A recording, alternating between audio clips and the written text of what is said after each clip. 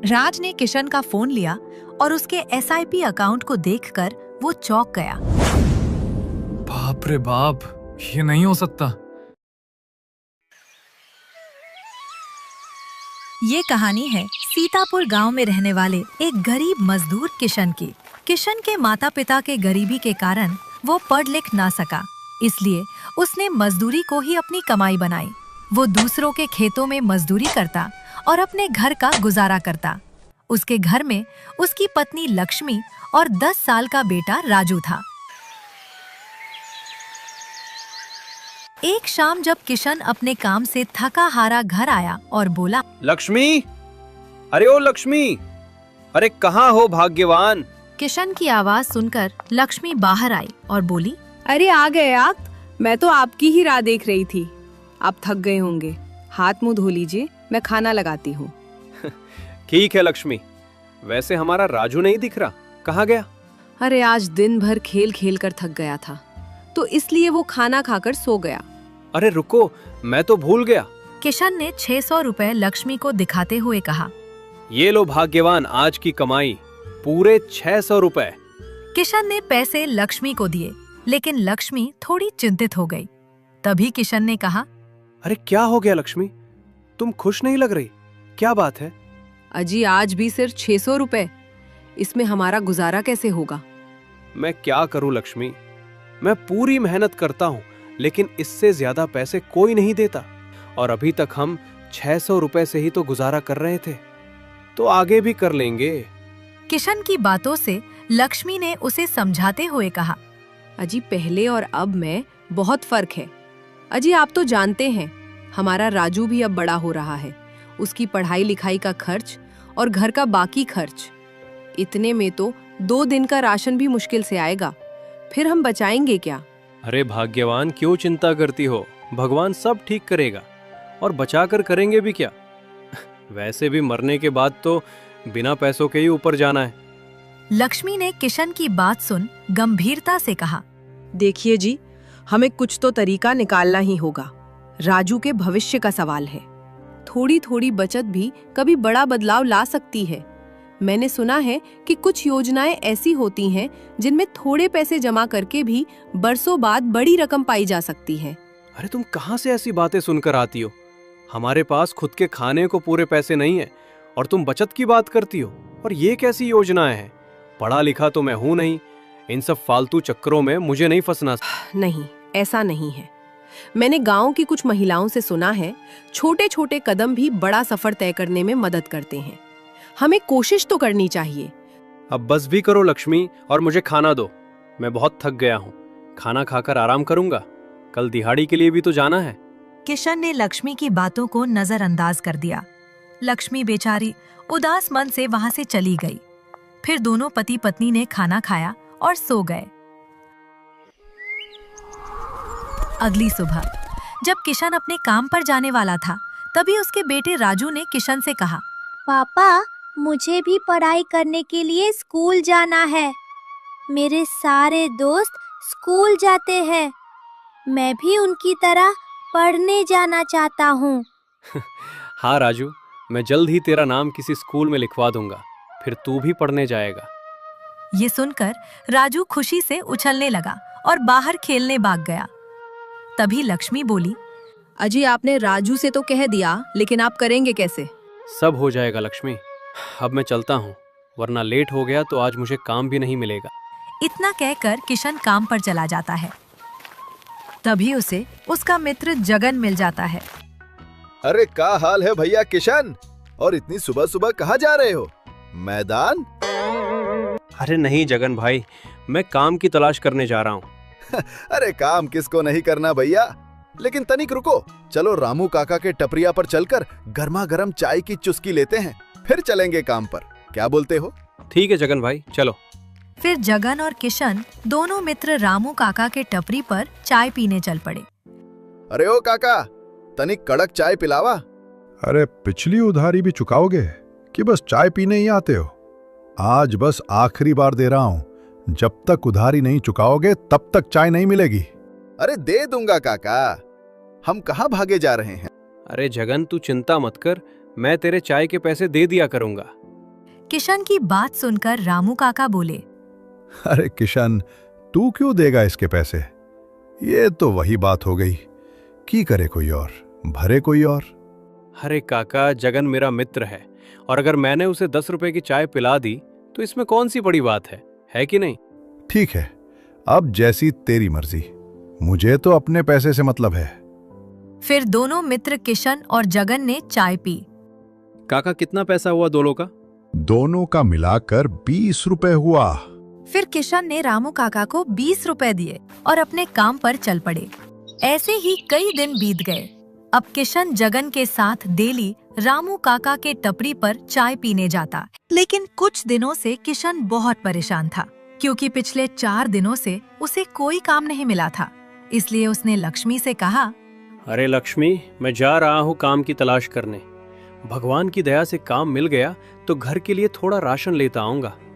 भगवान करे आज आपको काम मिल जाए, क्योंकि पिछले 4 दिनों से आपको कोई काम नहीं मिला है और हमारे पास राशन के साथ साथ पैसे भी खत्म हो गए हैं। तुम चिंता मत करो, आज मुझे कुछ ना कुछ काम जरूर मिल जाएगा। इतना कहकर किशन काम की तलाश करने चल पड़ा। दोपहर हो गई। राजू को भूख लगी थी। माँ, मुझे भूख लगी है, कुछ खाने को दो ना। राजू के बातों से लक्ष्मी की आत्मा भर आई। राजू बेटा, बस थोड़ी देर और तेरे पिताजी को आ जाने दे, वो राशन लेकर आते ही होंगे। नहीं माँ, अब मैं और नहीं रुक सकता। मुझे बहुत भूख लगी है, मुझे खाना चाहिए। ठीक है, तू रुक, मैं अभी आती हूँ। फिर लक्ष्मी अपने पड़ोसी सिमरन के पास जाती है और कहती है, अरे सिमरन बहन, राजू के पापा को पिछले कुछ दिनों से काम नहीं मिला है, जिस वजह से घर में खाने को कुछ नहीं है। अब हम तो भूखे पेट ही रह लें, लेकिन राजू अभी बच्चा है, इसलिए अगर थोड़ा खाना मिल जाता तो बड़ी मेहरबानी होती। अरे ये कैसी बातें कर रही हो लक्ष्मी बहन, मैं समझ सकती हूँ, आखिर राजू भी तो मेरे बेटे जैसा है। रुको, मैं अभी खाना लेकर आती हूँ। फिर सिमरन अंदर खाना लेने जाती है और एक टिफिन में खाना लेकर आती है और लक्ष्मी को दे देती है। सिमरन, तुम्हारा बहुत बहुत धन्यवाद। इतना कहकर लक्ष्मी खाना लेकर अपने घर चली जाती है। फिर राजू ने खाना खाया और सो गया, लेकिन लक्ष्मी सोच रही थी, हे भगवान, आज इन्हें कोई काम मिल गया हो, वरना हमें कल भी किसी से मांग कर खाना होगा। उधर किशन काम की तलाश में भटक रहा था, लेकिन उसे कोई काम नहीं मिला। हे ईश्वर, लगता है तूने मेरी नसीब में गरीबी ही लिखी है। सुबह से भटक रहा हूँ पर एक काम तक नहीं मिला। फिर किशन सेठ वीरेंद्र सिंह के पास गया और बोला, सेठ जी, कृपया मुझे कोई काम दे दीजिए। मुझे मेरे घर राशन लेकर जाना है, मेरी पत्नी और बच्चे भूखे हैं। अरे किशन, तूने तनिक देर कर दी। अभी अभी मैंने खेत की जुताई का काम हरिया को दे दिया। अब मेरे पास कोई काम नहीं है, इसलिए मैं तेरी कोई सहायता नहीं कर सकता। अब जा यहाँ से। बेचारा किशन उदास होकर वहां से चला जाता है। शाम हो गई थी और आज भी उसे कोई काम नहीं मिला था। वो एक पेड़ के नीचे उदास होकर बैठा था। हे भगवान, आज भी मुझे कोई काम नहीं मिला। अब मैं घर क्या लेकर जाऊं? फिर किशन अपने घर पहुंचा, तभी लक्ष्मी ने पूछा, अजी क्या हुआ, आप खाली हाथ क्यों लौट आए? लगता है आज भी आपको काम नहीं मिला। हाँ लक्ष्मी, आज भी मुझे कोई काम नहीं मिला। लगता है मेरी किस्मत ही खराब है। आज आपकी वजह से मैंने सिमरन के यहाँ से खाना मांगकर राजू को खिलाया। अगर आपने मेरी बात मान ली होती और बचत करी होती तो ऐसे मुश्किल समय में काम आता और हमें किसी से मांगने की जरूरत नहीं होती। लक्ष्मी के मुंह से ये सुनकर किशन अंदर से हिल गया। क्या तुमने हमारे बेटे को खाना मांगकर खिलाया? तो और क्या करती? कब तक राजू को झूठी उम्मीद देती कि उसके पापा राशन लेकर आते होंगे। ये सुनकर किशन टूट गया। उसे उसकी गलती समझ आ गई। मुझे माफ कर दो लक्ष्मी, अब मैं समझ गया हूँ कि बचत करना कितना जरूरी है। अब से मैं भी बचत करूंगा। मैं खुद से वादा करता हूँ कि फिजूल खर्च नहीं करूंगा। ठीक है, कोई बात नहीं। अब जो होना था हो गया, लेकिन हमें आगे से ध्यान रखना है और बचत करना है। फिर दोनों पति पत्नी भूखे पेट ही सो जाते हैं।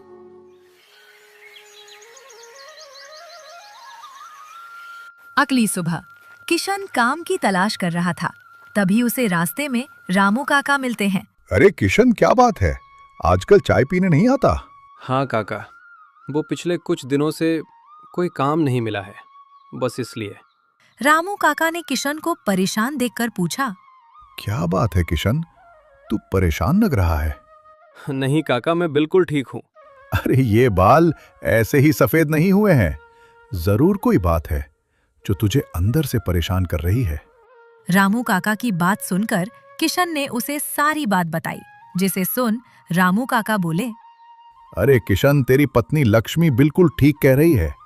बचत तो हर किसी को करनी चाहिए, क्योंकि मुसीबत बताकर नहीं आती। हाँ काका, अब मैं समझ गया हूँ, लेकिन मैं बचत करूँ कैसे? मैं तो पढ़ा लिखा भी नहीं हूँ और अब तो काम भी नहीं मिलता। तेरे इस समस्या का हल है मेरे पास, तू मेरे साथ चल। पर कहाँ काका? तेरी परेशानी दूर करने बस तू चल। फिर किशन रामू काका के पीछे पीछे उनके घर चल पड़ा। घर पर पहुंचते ही रामू काका ने आवाज लगाई। अरे बेटा राज, कहाँ है तू? रामू काका की आवाज सुनकर राज बाहर आया। क्या हुआ बाबा, और ये कौन है? देख किशन, ये मेरा पोता राज है। इसने शहर से पढ़ाई की है, इसके पास जरूर तेरी समस्या का हल होगा। क्या हुआ बाबा?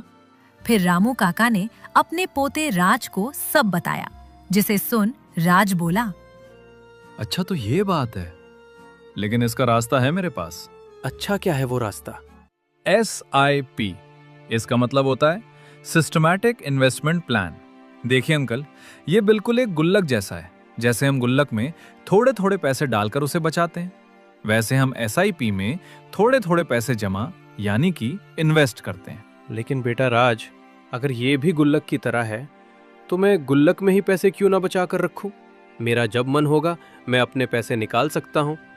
हाँ बेटा राज, पैसे चाहे SIP में जमा करो या गुल्लक में, बात तो एक ही है। नहीं बाबा, इसमें सिस्टम थोड़ा अलग है। देखिए, जब हम गुल्लक में पैसे डालते हैं तब वो उतने ही होते हैं जितना हम उसमें डालते हैं, लेकिन SIP में हम हर महीने पैसे डालेंगे तो समय के साथ वो पैसा बढ़ता भी रहेगा। ये सुनकर किशन हैरान हो गया। क्या ये कोई जादू है क्या बेटे राज? मतलब कि हम जो पैसे जमा करेंगे वो तो होगा ही, साथ साथ वो पैसे अपने आप बढ़ता भी रहेगा। हाँ बेटे, ये बात तो मुझे भी समझ नहीं आई कि अपने आप पैसे कैसे बढ़ेंगे। नहीं बाबा, ये कोई जादू नहीं है। दरअसल हम जो पैसे SIP में जमा करते हैं तो SIP कंपनी उन पैसों को स्टॉक मार्केट में लगाते हैं, और जब उन कंपनियों को फायदा होता है तो हमारा पैसा भी बढ़ता है। मैं समझ गया बेटा राज, लेकिन इसमें तो ज्यादा पैसे डालने होंगे और मैं ठहरा एक गरीब मजदूर, मैं इतने पैसे कहाँ से लाऊंगा? अरे नहीं अंकल, आप SIP सिर्फ 500 और 1000 रुपए से शुरू कर सकते हैं, और इसमें आपको बार बार बैंक जाने की भी जरूरत नहीं। हर महीने आपके बैंक से अपने आप पैसे कट जाएंगे। लेकिन बेटा, अगर जैसे किसी महीने हमारे पास पैसे नहीं हैं तो जुर्माना भी लगेगा? नहीं बाबा, इसमें कोई जुर्माना नहीं लगता, और आप जब चाहें इसमें से अपने पैसे निकाल सकते हैं। लेकिन जितना ज्यादा आप पैसे इन्वेस्ट करेंगे और लंबे समय तक छोड़ देंगे, उतना ही ज्यादा फायदा होगा। लेकिन बेटा राज, मैं एक मजदूर हूँ और मजदूरी करके अपने घर का गुजारा करता हूँ। मेरे पास 500 और 1000 रुपए कहाँ से आएंगे? और मेरे पास तो मेरा बैंक अकाउंट भी नहीं है। किशन की बात सुनकर रामू काका ने कहा। देख किशन, लोग पैसे से नहीं सोच से अमीर बनते हैं। अच्छा काका, अब मैं चलता हूँ। इतना कहकर किशन उदास होकर वहाँ से चला जाता है।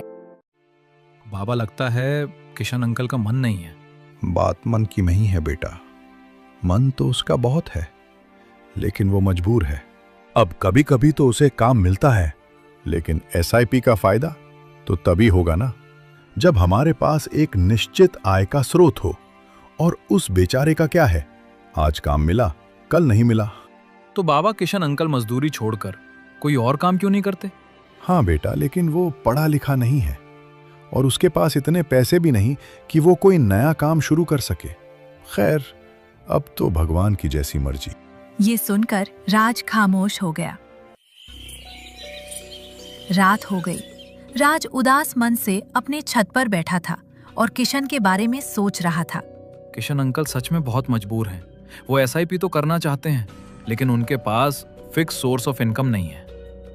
अगर वो मजदूरी छोड़कर कोई और काम करे तो वो एसआईपी कर सकते हैं और अपने फैमिली का फ्यूचर भी सिक्योर कर सकते हैं। राज ये सब सोचते सोचते न जाने कब सो जाता है। उधर कमरे में हल्की रोशनी थी। किशन ने लक्ष्मी से एसआईपी के बारे में सब कुछ बताया। अजी एसआईपी तो बहुत अच्छी चीज है, लेकिन उसके लिए हर महीने आपको इन्वेस्ट करना होगा। हाँ लक्ष्मी, मैं जानता हूँ, लेकिन एसआईपी करने के लिए पैसे भी तो चाहिए। मान लो मैंने एसआईपी चालू कर दी, एक महीने तो मैंने 500 रुपए इन्वेस्ट कर दिया, लेकिन अगले महीने मुझे काम नहीं मिला तो? हाँ ये बात तो है। एसआईपी करने के लिए एक निश्चित आय का स्रोत तो होना ही चाहिए। हाँ लक्ष्मी, लगता है भगवान ने मेरे नसीब में मजदूरी ही लिखी है। इतना कहकर किशन उदास हो गया। तभी लक्ष्मी ने कहा, अजी आप चिंता मत करिए, भगवान सब कुछ अच्छा करेगा। और वैसे भी काफी रात हो गई है, चलिए सोने चलते हैं। फिर दोनों पति पत्नी पानी पीकर भूखे पेट ही सो जाते हैं।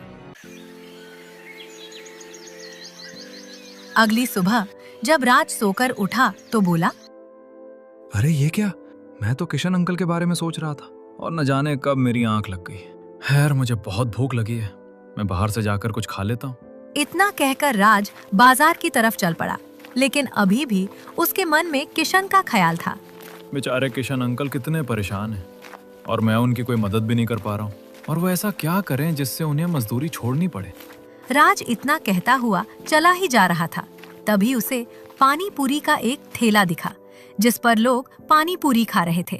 उसे देखकर राज को एक आइडिया आया। अरे हाँ, ये तो मैंने सोचा ही नहीं। किशन अंकल पढ़े लिखे नहीं है तो क्या हुआ, वो ठेला तो लगा ही सकते हैं, लेकिन उनके पास पैसे नहीं हैं कि वो ठेला खरीद सके। मैं एक काम करता हूँ, अपने सेविंग किए हुए 10,000 रुपए मैं उन्हें दे दूंगा ताकि वो अपना नया काम शुरू कर सके। इतना कहकर राज भागकर अपने घर गया और अपने बचाए हुए पैसे लेकर किशन के घर चल पड़ा। कुछ ही देर में वो किशन के घर पहुंच जाता है। उसे देखकर किशन बोला, अरे क्या हुआ बेटा राज, तुम सुबह सुबह यहाँ, कोई काम था क्या? अरे किशन अंकल, समझिए आपकी समस्या का हल मिल गया। क्यों ना आप मजदूरी छोड़कर एक ठेला लगा लें, इससे आपकी कमाई फिक्स हो जाएगी और फिर आप एसआईपी भी कर सकते हैं। राज की बात सुनकर लक्ष्मी ने कहा, हाँ जी, ये बात तो हमने सोचा ही नहीं, हम ठेला लगा सकते हैं। अरे लक्ष्मी, ठेला लगाने के लिए भी तो पैसे चाहिए और मेरे पास तो फूटी कौड़ी भी नहीं है। तभी राज ने 10,000 रुपए किशन को दिखाते हुए कहा, अंकल ये लीजिए 10,000 रुपए, इससे आप एक ठेला खोल लीजिएगा, फिर आपके पास एक फिक्स सोर्स ऑफ इनकम हो जाएगी। नहीं बेटा राज, मैं ये पैसे नहीं ले सकता, ये तो तेरे पैसे हैं। अरे रखिए अंकल, वैसे भी अभी मुझे इन पैसों की कोई जरूरत नहीं है, और एक बार आपका ठेला चलने लगे फिर आप मुझे लौटा देना। राज की बात सुनकर किशन और लक्ष्मी की आंखों में आंसू आ गए। फिर राज ने किशन को रुपए दिए। राज, तू सच में दिल का बहुत अच्छा है, मैं तेरा ये एहसान कभी नहीं भूल सकता है। अरे इसमें एहसान की क्या बात है अंकल, अब मैं चलता हूँ। इतना कहकर राज वहाँ से चला जाता है। लक्ष्मी, हमने ठेला खोलने का सोच तो लिया, लेकिन हम ठेले पर बेचेंगे क्या? अजी मैं सोच रही हूँ, क्यों ना हम ठेले पर चाउमीन बेचें, क्योंकि आज की जनरेशन को यही सब पसंद है और इसमें मेहनत और इन्वेस्टमेंट भी कम है। ठीक है लक्ष्मी, फिर मैं बाजार जाकर एक ठेला और चाउमीन बनाने का सामान लेकर आता हूँ। हम कल से ही अपना चाउमीन का ठेला खोलेंगे। वो दोनों ये सब बातें कर ही रहे थे, तभी उनका बेटा राजू भागकर आता है और कहता है, पापा, आपने बोला था मैं स्कूल पढ़ने जाऊंगा, लेकिन मैं स्कूल कब जाऊंगा? ये सुनकर किशन ने खुशी से बोला, बस राजू बेटा, अब तू जल्द ही स्कूल जाने वाला है। हाँ राजू बेटा, भगवान की कृपा से अब हमारे हालात सुधर जाएंगे। दोनों पति पत्नी बहुत खुश थे। उसके बाद किशन बाजार चला जाता है। उधर रामू काका ने राज से कहा, अरे बेटा राज, जरा मुझे वो 10,000 रुपए तो देना, मुझे कुछ काम है। ये सुनकर राज घबरा गया और मन में सोचा, अरे बाप रे, मैंने तो वो पैसे किशन अंकल को दे दिए, अब मैं पापा को क्या जवाब दूं? क्या हुआ बेटा, तू किस सोच में पड़ गया है? दे पैसे, मुझे काम से बाहर जाना है। बेचारे राज की तो हवा ही निकल गई। उसने झूठ ना बोलते हुए रामू काका को सब सच बता दिया, जिसे सुन रामू काका बोले, बेटा राज, ये तूने अच्छा नहीं किया, बल्कि बहुत अच्छा किया। ये सुनकर राज हक्का बक्का रह गया और बोला, बाबा क्या कहा आपने? अरे यही कि तूने बहुत अच्छा किया जो तूने किशन को पैसे दे दिया। इसका मतलब आप मुझसे नाराज नहीं है? अरे नहीं रे पगले, जिसका इतना दिलदार और समझदार पोता हो वो भला कैसे नाराज होगा।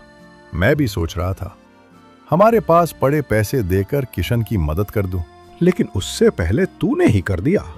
हाँ बाबा, किशन अंकल की मदद करके सच में मुझे बहुत सुकून मिला। बेटा राज, तू जानता है अगर तू किसी की थोड़ी मदद करेगा तो भगवान तुझे 10 गुना अधिक देगा। वैसे किशन किसका ठेला लगाएगा? पता नहीं बाबा, ये तो मैंने पूछा ही नहीं। किशन के नए काम से रामू काका और राज दोनों बहुत खुश थे। उधर किशन ने उस पैसे से एक ठेला और चाउमीन बनाने का सामान खरीद लिया था और बचे पैसे से थोड़ा राशन खरीद कर लाया था। अरे भाग्यवान, ये लो राशन और जाकर बढ़िया खाना पकाओ। जी बिल्कुल, आज तो ऐसा खाना बनाऊंगी कि उंगलियां चाटते रह जाओगे। लक्ष्मी इतना कहकर खाना पकाने चली गई। तभी राज और रामू काका किशन के घर आ जाते हैं। अरे आप दोनों आइए ना। अरे भाई किशन, हम बस ये जानने आए हैं कि तुम किस चीज का ठेला लगाओगे। रामू काका, मैंने और लक्ष्मी ने चाउमीन का ठेला लगाने का सोचा है। ये सुनकर राज खुशी से बोला, अरे वाह अंकल, चाउमीन तो मेरा फेवरेट है, फिर तो मैं रोज खाने आऊंगा। अरे हाँ, क्यों नहीं राज, वो दुकान तेरी भी है, तो जब मन करे तब आ जाना। फिर तीनों आपस में बातें कर ही रहे थे, तभी लक्ष्मी आई और बोली, अजी चलिए, खाना तैयार है। अरे हाँ लक्ष्मी, लेकिन ये देखो, ये राज के दादाजी है रामू काका। लक्ष्मी ने रामू काका को प्रणाम किया। खुश रहो बेटी। आप लोग भी चलिए ना, आज हमारे यहाँ ही खाना खा लीजिए। अरे हाँ आंटी, क्यों नहीं। अरे राज, ऐसा नहीं कहते। माफ करना किशन, वो अभी बच्चा है। अरे कोई बात नहीं काका, जब राज का इतना मन है तो आज आप लोग हमारे यहाँ ही खाना खा लीजिए। हाँ ताका, आप और राज आज यही खाना खा लीजिए। लक्ष्मी के कहने पर रामू काका मान गए। फिर सभी ने साथ बैठकर भोजन का आनंद उठाया। अरे भाई किशन, खाना बड़ा ही स्वादिष्ट था, अब हम चलते हैं। ठीक है काका, आप लोग संभल के जाइएगा। फिर राज और रामू काका वहाँ से चले गए। अगली सुबह किशन और लक्ष्मी ने अपना चाउमीन का ठेला खोल लिया। अरे किशन अंकल, जरा चखाइए ना, कैसी बनी है चाउमीन? अरे हाँ बेटा राज, रुक, मैं अभी देता हूँ। फिर किशन ने राज को एक प्लेट चाउमीन दिया। राज ने बड़े ही मजे के साथ चाउमीन खाया और बोला, अरे वाह किशन अंकल, आपके हाथों में तो जादू है, मैंने आज तक इतनी टेस्टी चाउमीन नहीं खाई। फिर राज और रामू काका ने पूरे गांव में किशन के चाउमीन की चर्चा कर दी, जिससे किशन के ठेले पर भीड़ लगने लगी और सभी चाउमीन खाने आ गए। शाम हो गई, लेकिन कुछ लोग अभी भी चाउमीन खाने के लिए खड़े थे। रात हो गई। किशन और लक्ष्मी बड़े खुश थे। अरे लक्ष्मी, ये देखो, पहले ही दिन पूरे 2000 की कमाई हुई है। हाँ जी, ये सब राज और ऊपर वाले की कृपा से हुआ है। आप कल सुबह जाकर SIP के लिए राज से बात कर लीजिए। हाँ लक्ष्मी, मैं समझ गया हूँ कि बचत करना कितना जरूरी है। मैं जरूर कल ही जाकर राज से SIP शुरू करने को कहूँगा। फिर दोनों पति पत्नी ने चैन की नींद ली। अगली सुबह लक्ष्मी ठेले पर चाउमीन बेच रही थी और किशन राज के पास जाकर बोला, अरे बेटा राज, मैं बचत करने के लिए SIP शुरू करना चाहता हूँ, तू मुझे बता कैसे करते हैं SIP। अरे अंकल, SIP शुरू करने से पहले आपका बैंक अकाउंट खुलवाना होगा, फिर आपका KYC और मैंडेट करना होगा, तभी आप SIP कर सकते हैं। बेटा राज, मैं बैंक अकाउंट तो समझ गया, लेकिन ये मैंडेट क्या है? अंकल, मैंडेट करने से अपने आप आपके बैंक अकाउंट से पैसे कट हो जाएंगे। मैं समझ गया बेटा राज। ठीक है अंकल, हम कल ही बैंक जाकर सबसे पहले आपका अकाउंट खुलवाएंगे। फिर आपको एक फोन की भी जरूरत पड़ेगी ताकि आप अपना अकाउंट, KYC और SIP देख सको। उसके बाद एक ट्रस्टेड इन्वेस्टमेंट ऐप से आपकी SIP शुरू कर दूंगा। तो ठीक है बेटा, हम कल ही बैंक जाकर मेरा अकाउंट खुलवा लेंगे। इतना कहकर किशन अपने ठेले पर वापस चल पड़ा। लेकिन किशन को नहीं पता था कि ये छोटी सी 500 रुपए की SIP उसकी जिंदगी बदल देगी। अगली सुबह राज और किशन बैंक गए और वहां बैंक ने किशन का एक अकाउंट खोला। फिर राज ने फोन लिया और एक ट्रस्टेड इन्वेस्टमेंट ऐप से किशन की SIP शुरू कर दी और मैंडेट चालू कर दिया। अब हर महीना किशन के बैंक अकाउंट से 500 रुपए कटने लगे। उधर किशन का काम भी अच्छा चल रहा था। ऐसे ही 2 महीने बीत गए। एक दिन किशन और लक्ष्मी राज के घर गए। उन्हें देख राज बोला, अरे किशन अंकल आइए ना। और बता किशन, तेरा धंधा तो ठीक चल रहा है ना? हाँ काका, भगवान की दया से सब कुछ ठीक चल रहा है। और बता फिर, आज यहाँ कैसे आना हुआ? रामू काका की बात सुनकर लक्ष्मी बोली, काका, आज हम जो कुछ भी हैं वो आप दोनों की वजह से हैं, इसलिए हम यहाँ आपका धन्यवाद करने आए हैं। फिर किशन ने 20,000 रुपए दिखाते हुए कहा, काका, आपने और राज ने हमारी जो मदद की थी वही पैसे लौटाने आया हूँ। अरे इसकी क्या जरूरत थी अंकल? अरे हाँ किशन, तुझे ऐसा नहीं करना चाहिए। अरे नहीं काका, आप दोनों ने हमारे बुरे वक्त में हमारा साथ दिया था। इसका ये मतलब तो नहीं कि हम अपना कर्तव्य ही भूल जाए, इसलिए ये पैसे रखिए। फिर किशन ने राज को पैसे दिए और दोनों वहां से चले गए। धीरे धीरे 20 साल बीत गए। किशन का बेटा राजू अब बड़ा हो गया था। एक दिन राजू ने किशन से कहा, अरे पापा, मैं अब पढ़ने के लिए शहर जाना चाहता हूँ। अरे बेटा, शहर जाकर पढ़ने की क्या जरूरत है? हमारे गांव में भी तो अच्छी पढ़ाई होती है। नहीं पापा, मेरे सारे दोस्त शहर जा रहे हैं तो मैं भी शहर ही जाऊंगा, वरना मैं आगे नहीं पढ़ूंगा। इतना कहकर राजू गुस्से से वहां से चला जाता है। किशन उदास हो गया। तभी लक्ष्मी ने कहा, अजी अब उसका मन है तो उसे जाने दीजिए ना शहर पढ़ने के लिए। अरे लक्ष्मी, शहर के खर्चे तुम जानती भी हो। अजी पर एक ही तो बेटा है हमारा, कल को सभी लोग यही कहेंगे कि एक ही बेटा था, उसे भी ठीक से नहीं पढ़ा सके। अब क्या करो लक्ष्मी, जितनी चादर हो उतना ही पैर फैलाना चाहिए। तभी लक्ष्मी को किशन के SIP के बारे में याद आया। अरे हम एक बात तो भूल ही गए। कौन सी बात लक्ष्मी? आपके SIP की हम तो भूल ही गए कि आपने SIP में इन्वेस्ट किया है। लक्ष्मी की बात सुनकर किशन बोला, अरे हाँ, मैं तो SIP के बारे में भूल ही गया था। वो क्या है ना, अपने आप हर महीने पैसे कट जाते थे तो इसलिए याद नहीं रहा। मैं कल ही राज के पास जाकर वो पैसे निकाल लेता हूँ, फिर हम अपने राजू को शहर भेज सकते हैं। इतना कहकर किशन राज के पास गया और बोला, अरे बेटा राज, मुझे मेरे बेटे राजू को शहर पढ़ने के लिए भेजना है, तो मैं SIP में इन्वेस्ट किया पैसा निकालना चाहता हूँ। ठीक है अंकल, मैं अभी चेक कर लेता हूँ कि आपके अकाउंट में कुल कितने रुपए हैं। राज ने किशन का फोन लिया और उसके SIP अकाउंट को देखकर वो चौंक गया। बाप रे बाप, ये नहीं हो सकता। क्या हुआ बेटा राज, इतने पैसे काफी नहीं है मेरे बेटे को शहर भेजने के लिए? राज एकदम सुन्न पड़ चुका था, क्योंकि उसने जो देखा उसे देखकर उसकी आंखें फटी की फटी रह गई। अरे क्या हुआ राज, तू चुप क्यों है? बोल ना। किशन अंकल, आपके SIP अकाउंट में पूरे 1 करोड़ रुपए हैं। ये सुनते ही किशन को यकीन नहीं हुआ। क्या तू मजाक तो नहीं कर रहा? अरे हाँ अंकल, आपने छोटे छोटे निवेश करके पूरे 1 करोड़ रुपए जमा कर लिए। लेकिन बेटा, अगर 500 रुपए महीने के हिसाब से भी जोड़े तो सिर्फ 10 से 15 लाख ही होने चाहिए। ये इतने ज्यादा कैसे? किशन अंकल, आपने पैसा ज्यादा नहीं लेकिन समय ज्यादा दिया था। मैं कुछ समझा नहीं, तू क्या कहना चाहता है? देखिए अंकल, आपने 500 रुपए महीने SIP में डाला, लेकिन आपने ये काम पूरे 20 साल तक नहीं रोका।